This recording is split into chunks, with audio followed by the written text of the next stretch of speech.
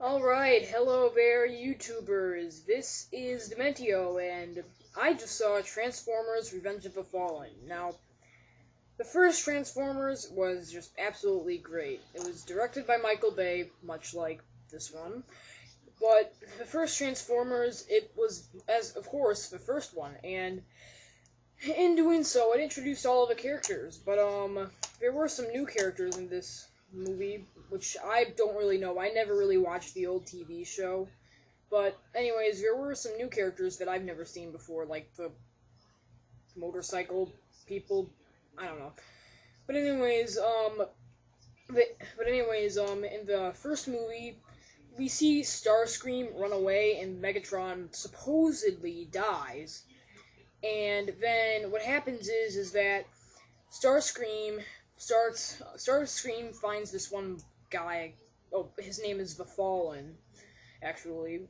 And so he finds the Fallen, and that's not plural, it's singular. So I have absolutely no clue who came up with that, but anyways, he's a Prime, just like Optimus Prime, and so he finds him, and then they start their own little robot army. And so they start a little robot army, and then they send a few people to search several continents to see if they can find like this key to the Matrix, or yeah, I think that's what the key was called. Even though I just saw the movie, I'm already forgetting stuff, so I'm not a very good memorization or why isn't that a noun? But anyways, so but they keep getting defeated by the Autobots, which is no surprise. But then we learn that the shard of the Allspark, or the last remaining shard, well, there's actually two of them because the hero, which Sam, finds one in the coat or jacket that he wore in the first Transformers.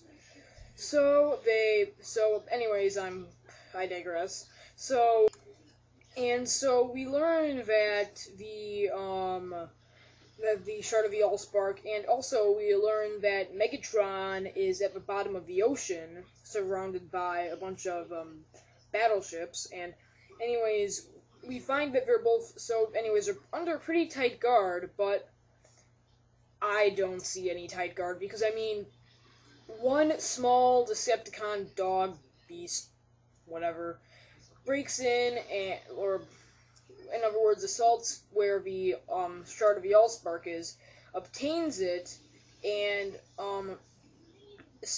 five Decepticons retrieve Megatron, and then they sacrifice one person to bring him back to life. But still, but I mean, I don't get it because they just blow through the United States defenses like wet toilet paper. Yet we hear about all of this talk about such tight guard, but they can't defend. But yet they don't even. But when the Decepticons come, they don't even do anything about it. And when the dog came, they shot at it. Yes, they scared it away, but I can't really remember how it got the Allspark. But all I know is that it did. And so, anyways. Then we find that the Fallen is basically the Fallen is actually the one who leads Megatron, and in the progress he wants to recover the Matrix so that he can let me think. Oh yeah, he can activate some weapon that will eat the sun, and I mean that's what it said, that it will basically eat the sun and turn it into energon, which powers the Transformers themselves, and then basically, but the Primes made a law that they will not destroy a sun that gives light to a planet with life on it. The Fallen didn't really like that, and so he went rogue, and he kind of just like made his own little army and decided to just go ahead and try and activate the Matrix and destroy. Not activate the Matrix. I have no clue what that thing is called, but anyways, I'm just gonna call it this. I'm just going to call it the Sun Consumer. How about that? Anyways, so he tries to activate the Sun Consumer, but he fails, and when he fails, let me think. Oh yeah. Then the other Prime sacrificed himself by creating a tomb around the Matrix, which, after a bunch of action and, travel or whatever, I don't know, it's just a bunch of, like, random jumbled crap that happens. Then, Sam and his girlfriend, I can't remember her name, but I know it starts with an M.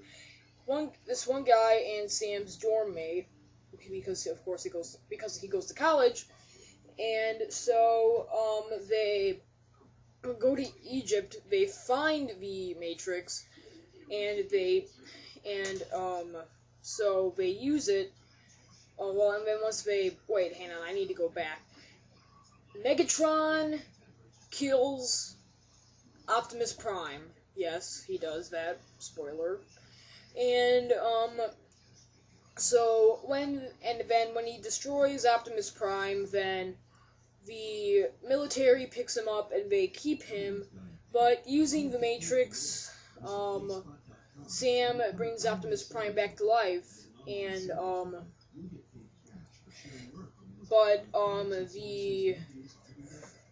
the Fallen, he comes and he takes the Matrix, and in doing so, he begins to activate the Sun Consumer. And when he makes the Sun Consumer start to activate, Optimus Prime sees that there's no way he can defeat him.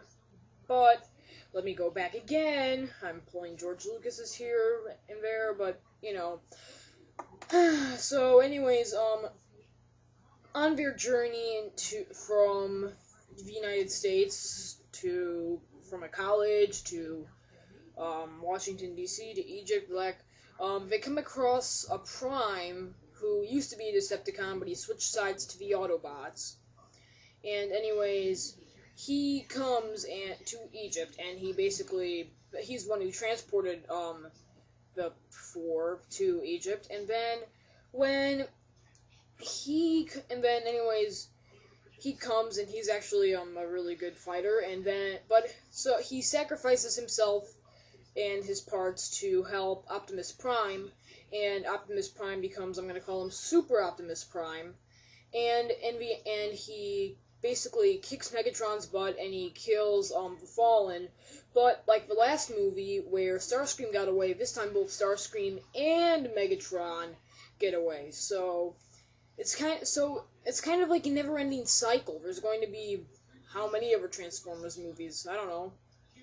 If they made 4 Indiana Jones movies, then who cares? And the problem is that they didn't number the titles. But anyways, so yeah, that's basically the story right there. But now I'm going to go to talk about one other thing. How appropriate this movie was. Okay, well, anyways, how appropriate this movie was, let me just tell you. If you're planning on taking people under the age of 13, you know how the movie's rated PG-13, well, don't take anyone under anyone who's under the age of 13, and that's not because of how violent this movie is, but there's a lot of, let's call it, explicit content. It's not gory, or it's not because a lot of people die, it's just because there's let's just put it this way, there's one girl who tries to, with Sam, but it turns out that she's a Decepticon, but anyways, that's not very appropriate. And then there's also a lot of really bad explicit jokes, and then in the beginning, there's basically just the first half of the movie is just filled with very inappropriate things, and then that I will not explain just in case. And then the last half of the movie doesn't have as many, but I mean, because the last half of the movie is more action based instead of you know. So, anyways, just don't take anyone under the age of 13 because that's not going to be very appropriate for them. So, anyways, that's my review, and I'm just going to say that the movie was awesome. I preferred it over the first one. But if you're going to show this to a 5-year-old or an 8-year-old, show them the first one. And then just when they want to watch the second one, just say, I'll tell you when you're older. So, this is Dimentio. I just reviewed Transformers: Revenge of the Fallen, and I'll see you next time. Bye.